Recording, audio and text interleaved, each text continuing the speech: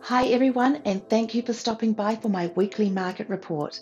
I just want to remind everybody that I cover part of the Wasatch Front, which includes Sandy, Draper, Riverton, South Jordan, West Jordan, Midvale, Murray, and Cottonwood Heights. Many of you have asked me, are prices going down? What's the outlook on that? And I know I promised this week I would talk about the US economy as a whole, and I will. But first, I'd like to give you a snapshot of what's taking place here in the last 7 days. The total number of active listings on the market in the last 7 days is 163 listings. The number of properties that went under contract and are pending is 153, and 57 properties have backup offers on them as well. We had 106 homes move from pending to sold, with the average property only spending 14 days on the market. Okay, now let's look at the US economy as a whole. And interesting enough, 53.8% of all homes in the United States have 50% equity as bare minimum, and 37% are owned free and clear. The average equity of mortgaged homes right now across the states is $177,000 worth of equity, which is great news as well. Now let's look at home appreciation in the last 6 years versus the 6 years leading into the housing crash. In 2017, our highest level appreciation in the last 6 years didn't even meet up with 1 year leading up to the crash. Ivy Zelman provides a unique housing market analysis with unparalleled depth of insight.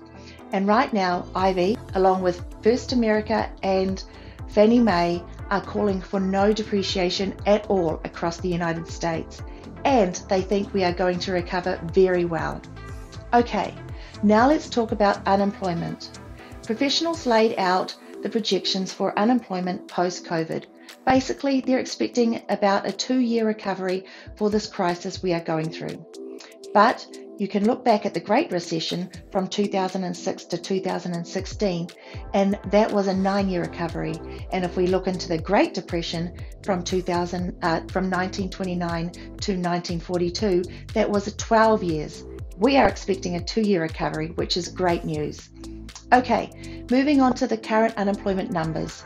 The first group is 59.5%, and that is your food service industry, so like bartenders, waiters, servers, and so forth.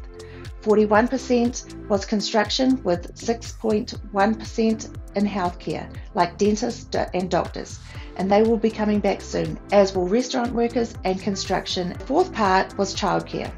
So as you can see, a big portion of unemployment rate will go down remarkably when things open back up. In China, when they started opening things back up, they were just flooded. And actually, one company in China sold $2.7 million worth of goods in the first day they opened. And that's the largest day that that company has had in the history. So that is just amazing. And lastly, let's look at the updated fee slide of how it is forecasted through the fourth quarter.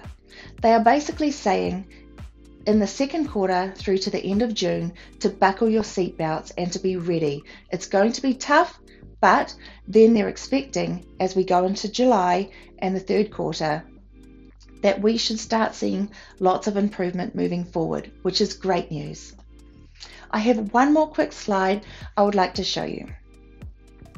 PricewaterhouseCoopers did a survey with over 50 lenders from a cross-section throughout many different industries, and they basically estimated that 61% of businesses will be back and ready to go in less than 90 days from right now. And that's amazing. I think a lot of these restaurants originally thought they might have everything ready to go in 30 days. But they're going to have to get in there, replenish their foods, throw out stuff, and have a major cleanup and all of those things. So they're expecting, since all of this has happened, it's going to be up to 90 days, but probably less, for them to get back into business. Thanks again for watching. Be sure to follow me on Facebook, YouTube, and Instagram for all of the up-to-date information and weekly market stats. Be safe, and please reach out to me if you have any questions. Thanks so much and have a great week.